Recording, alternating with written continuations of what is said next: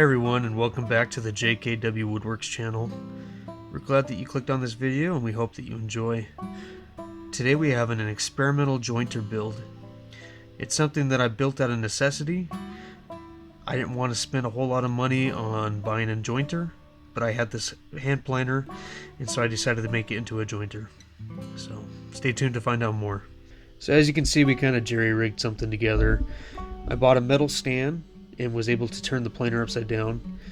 This allows it to become stable, and as you can see, we use some plumber's tape on the back end just to work around the battery. By adding a wedge, as you can see, it doesn't move up and down. It's very stable and sturdy. As you can see here, I'm just taking a sheet of melamine and cutting it down with the table saw to make the base and the fence.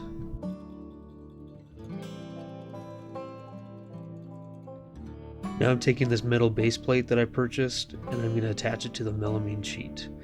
As you can see, the metal base plate isn't necessarily in the center of the base. The reason being is I want to be able to clamp the piece to the bench top.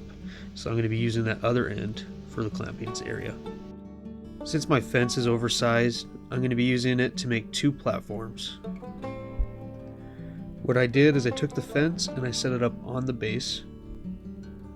I then made two marks where the base ends, and then took a speed square and marked 5 inches above it. Essentially, it gave me a 5x10 platform. I then used the jigsaw to cut out the platforms.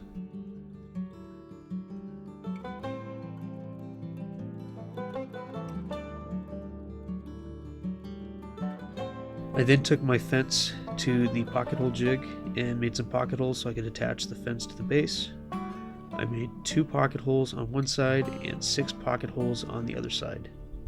Once again, since this is an experimental build, I'm not necessarily worried about the looks or covering my pocket holes. The main idea behind this is to make it practical and durable.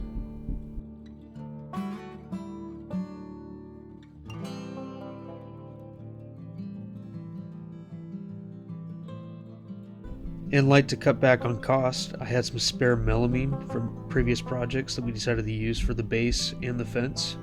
Since the price of plywood is still very high, melamine ink's a great alternative. It comes in 3/4 inch sheets thick, and it's about half the cost, which is nice.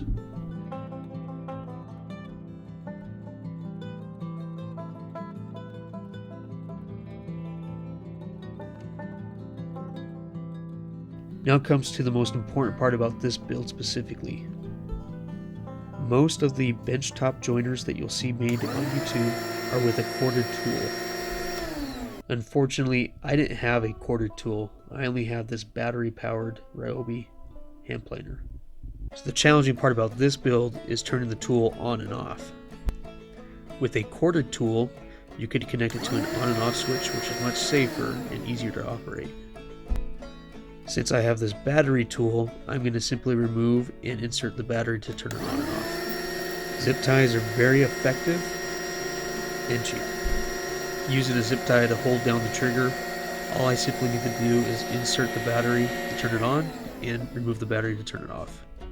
If I had to go back and do it over again, I would definitely try to buy a corded tool, not a battery powered tool, just for the safety and ease of use.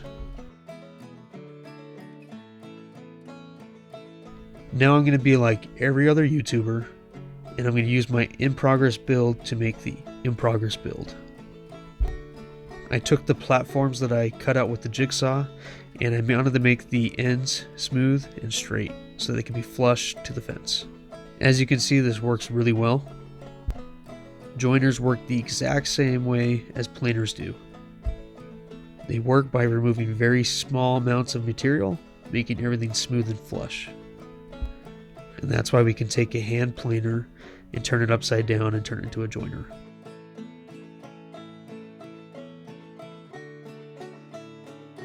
After taking a step back and looking at what I've built so far, I decided the fence was way too tall.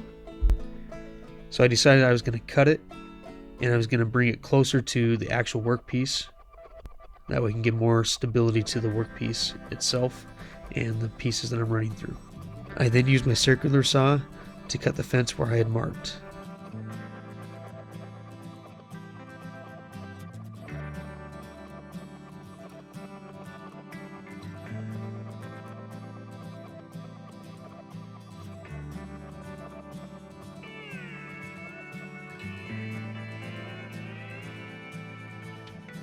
Now I'm taking spare 1x2s that I cut down, and I'm going to use them as studs to connect both the fences together.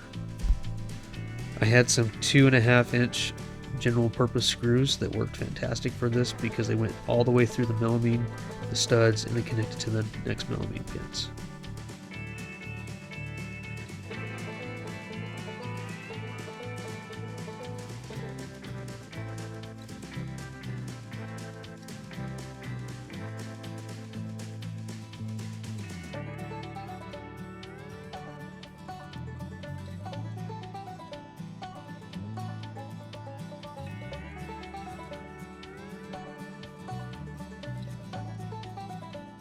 I then took the platforms that I cut out and jointed down to the pocket hole jig.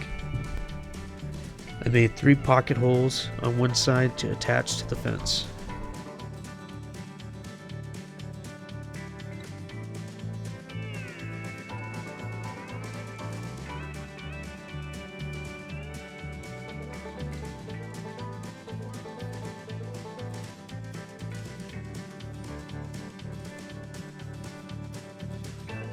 I then set my planer to 3/64 of an inch and then attached the platform to the front, making it flush with the planer.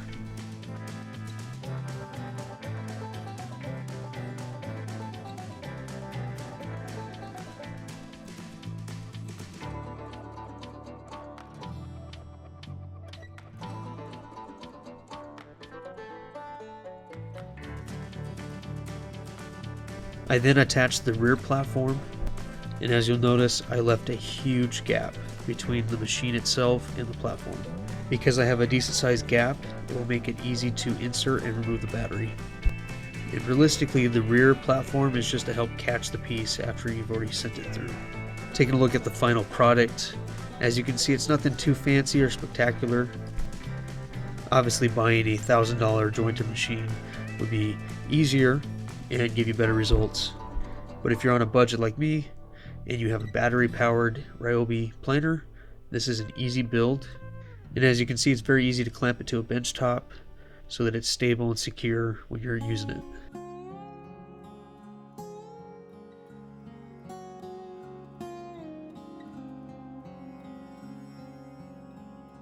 So we'll do a test run with this 2x4. The edges are very rough and need to be planed down. The nice thing about this build is it's very easy to attach a shop vac for dust collection, and then simply turn it on and run the piece through.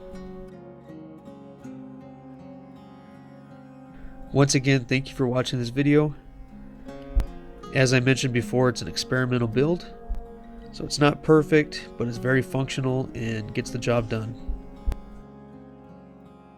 If you have any questions about this video, please comment down below. I'll happily answer. Hey everyone, we just want to say thank you for taking the time out of your day to watch this video. We truly appreciate it. We're a newer channel, so we'd also appreciate if you hit that like and subscribe button. That way we could help spread this content around to everyone. Since we're new, we got a lot more videos to come, including a plethora of different projects. This ranges from wooden American flags to cutting boards, epoxy pours, and tables. So if you want to find out more about us, you can always check out our website at jkwwoodworks.com. We appreciate your time. Until the next video, thanks.